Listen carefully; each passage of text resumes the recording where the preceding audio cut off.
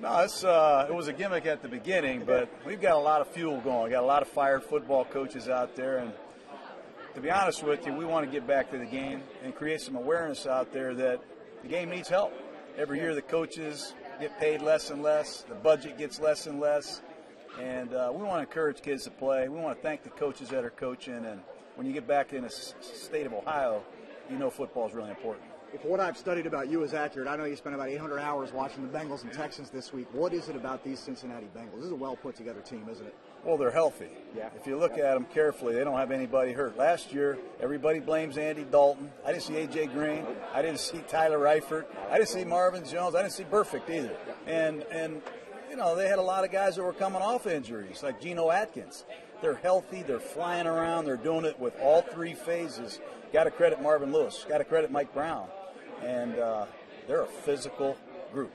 They really are. Yeah, deep, talented group. You know, when your brother was here 2 years ago, Andy had a fantastic season. He's been to the playoffs 4 straight years, a lot of quarterbacks first 4 years in the league, and we can go over a long list of Hall of Fame guys who didn't do that. But what is it about him now that's taken him to this next level? Because Hughes seems to have gotten him to another level now. Well, I think his supporting cast is playing at another level. We have Tyler Eifert, and he's able to do the things that most tight ends can't do. That's a huge dimension. And if you want to double A.J. Green, go ahead. Eifert will kill you. And they have 2 good runners that are experienced and totally different. And I really think the offensive line has a lot of continuity, great chemistry. And if you study pro football carefully, not many offensive lines can say that. So they're doing everything well. Andy's playing at a high level, partly because he's improved and partly because his cast has also.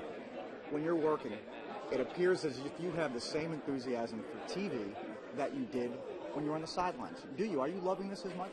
Yeah, I mean, I spend all week on 2 teams, the Bengals and the Texans. I don't really pay attention to any of the other teams. I approach this like it's a game I'm coaching.